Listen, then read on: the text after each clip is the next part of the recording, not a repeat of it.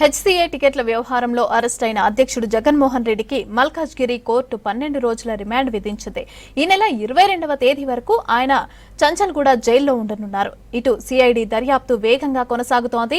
జగన్మోహన్ రావు భారీ అవినీతి విషయాలలో బయటకొస్తున్నాయి. ఇక 2 ఏళ్లలోనే సుమారు 170 కోట్ల అవినీతి చేసినట్లు తెలుస్తోంది. ఈ కేసులో మరిన్ని విషయాలైతే రాబట్టేందుకు ఆయన్ను కస్టడీకి కోరనుంది సిఐడి.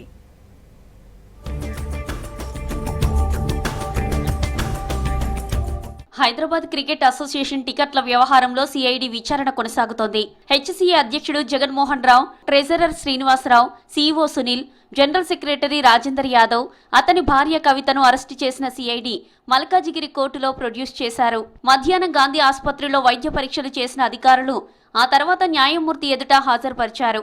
ఈ వ్యవహారంలో మరికొంతమంది అరెస్టులకు రంగం సిద్ధమైంది.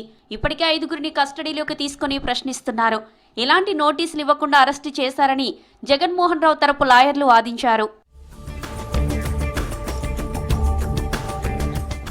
ఇరుపక్షాల వాదనలు విన్న మల్కాజ్గిరి కోర్టు జగన్మోహన్ రావుకు 14 రోజుల రిమాండ్ విధించింది. దీంతో ఆయన్ను చెంచల్గూడ జైలుకు తరలించారు పోలీసులు. ఈ నెల 22 వరకు రిమాండ్లో ఉండనున్నారు జగన్మోహన్ రావు. ఈ కేసులో మరింత విచారించాల్సి ఉందని జగన్మోహన్ ను కస్టడీకి ఇవ్వాలని కోర్టులో సిఐడి పిటిషన్ దాఖలు చేయనుంది. అరెస్టుకు సంబంధించిన గైడ్ లైన్స్ సుప్రీంకోర్టు ఇచ్చిన ప్రకారంగా గ్రౌండ్స్ ఆఫ్ అరెస్ట్ మీద కూడా ఆర్గ్యుమెంట్ చేయడం జరిగింది.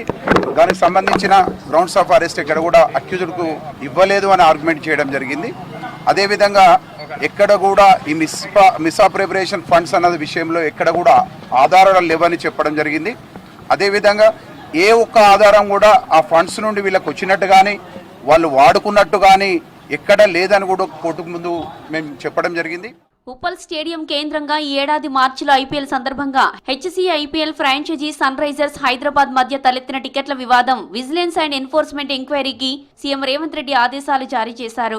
IPL cricket T20 tickets free పాస్ల కేటాయింపులకు సంబంధించిన సన్ రైజర్స్ హైదరాబాద్ మధ్య కుదుర్చుకున్న ఒప్పందంలో పేర్కొన్న టికెట్ల కంటే 10% అదనంగా టికెట్లు ఇవ్వాలని హెచ్సీఏ ఒత్తిడి చేసినట్లు దర్యాప్తులో గుర్తించారు. అదనంగా టికెట్స్ ఇవ్వకుంటే మ్యాచ్ జరగనివ్వమని బెదిరింపులకు గురి చేశారని గుర్తించారు. లక్నో మ్యాచ్ సందర్భంగా వీఐపీ గ్యాలరీలకు కూడా తాళాలు వేసి తీవ్ర ఇబ్బందులకు గురి చేసినట్లు ఆధారాలు సేకరించింది.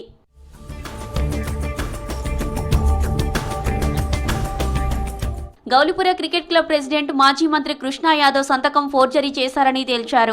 కృష్ణా యాదవ్ సంతకాన్ని ఫోర్జరీ చేసిన శ్రీచక్ర క్రికెట్ క్లబ్ ప్రెసిడెంట్ కవిత ఫోర్జరీ పత్రాలను జగన్మోహన్ రావుకు అందించారు. ఈ పత్రాలను జగన్మోహన్ రావు ఉపయోగించి అక్రమాలకు పాల్పడ్డాడని గుర్తించారు.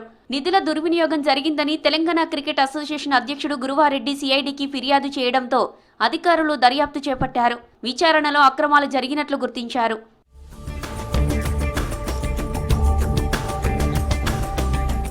హెచ్సీఏ టికెట్ల వ్యవహారం కేసులో సంచలన విషయాలు వెలుగులోకి వస్తున్నాయి. హెచ్సీఏ చీఫ్ జగన్మోహన్ రావు భారీగా నిధుల గోల్మాల్ చేసినట్లు తెలుస్తోంది. 2 ఏళ్లలోనే సుమారు 170 కోట్ల మేర అవకతవకలకు పాల్పడినట్లు తెలుస్తోంది. అటు హెచ్సీఏ పరిధిలో ప్లేయర్స్ ఎంపికలోనూ అవినీతి చేసినట్లు సిఐడి విచారణలో తేలినట్లు స్పష్టమవుతోంది.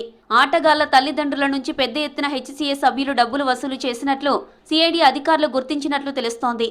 అటు హెచ్సీఏలో చెక్ పవర్ను దుర్వినియోగం చేసినట్లు గుర్తించారు.